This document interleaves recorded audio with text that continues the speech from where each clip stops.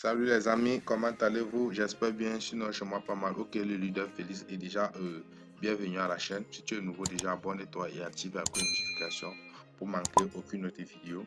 Ici, on parlait de trading.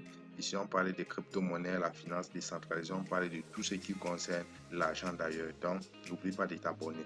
Ok, aujourd'hui, nous allons parler du Saitama Inu. Donc, le Saitama Inu est une pépite qui est sortie le 28 et le 29 mai 2021 et a connu beaucoup de succès. Et en cours de route, il y a eu, je crois, des petites erreurs par l'équipe technique et qui a fait la chose a un peu chuté, ça a corrigé. Et encore avec la chute du Bitcoin, ça s'est vraiment effondré. Ok, aujourd'hui, il y a de cela quelques temps, ils ont annoncé sur les sites officiels, ils ont tweeté sur les sites officiels la sortie de la version 2. Ok, le but de la vidéo, c'est que nous allons essayer de faire une étude, on va essayer de faire un décryptage pour voir quel est l'avantage, quel est le bénéfice que nous aurons à migrer vers la version 2. Ok les gars, si tu es nouveau, comme je disais, abonne-toi. Reste jusqu'à la fin et on verra donc à tout à l'heure.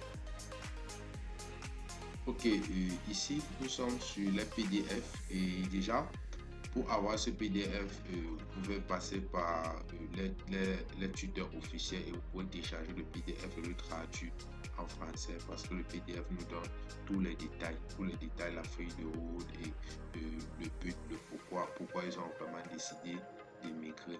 Donc, on va parler de ce qui est important parce qu'on ne peut pas donner tout le détail sur le PDF. Si on veut donner tous les détails sur le PDF, je crois que la vidéo doit être assez longue.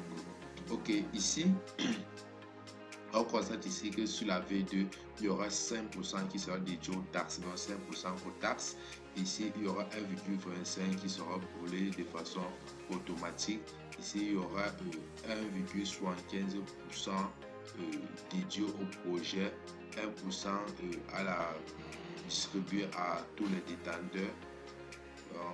Toute personne qui détient la pièce vont voir les pièces formatées et ici il y aura 1% à la preuve de liquidité. Donc voilà un peu ça. Ok, et on va aussi regarder ce qui est important. Ce qui est important, c'est le nombre de pièces qui est en circulation parce que je dis toujours, chaque pépite, l'une des choses qui peut empêcher une crypto-monnaie de s'envoler, c'est son nombre de pièces en circulation. Donc du tout, on descend voir combien de pièces il y aurait en circulation. Donc ici, nous avons tout simplement 100 milliards de pièces en circulation. Et ce qui est encore très intéressant, c'est quoi? C'est qu'à la sortie, il y aurait 57 qui seraient brûlés automatiquement. Donc, il y aurait tout simplement 43 milliards de pièces en circulation. Je trouvais ça intéressant et on comprend aussi en même temps que l'une des choses qui les ont motivés à partir de quitter la V1 pour la V2, c'est le nombre de pièces qu'ils avaient qui était assez énorme. Donc, s'il fallait réduire le nombre de pièces, il fallait forcément changer de contrat. Donc, je trouve ça intéressant. Et aussi, toutes les personnes qui détiennent la crypto-monnaie sur une plateforme centralisée telle que OB, Bank et tout ce qui va avec n'auront pas besoin de s'inquiéter pour la migration. Je crois que la migration va faire dans les plateformes centralisées de façon automatique. Donc, c'est ces personnes qui détiennent dans les plateformes décentralisées telles que Uniswap et tout ce qui va sont eux qui auront besoin de swapper pour la V2. Donc, c'est un peu ça, les gars. Donc, je trouve le projet intéressant. Je trouve l'idée intéressante.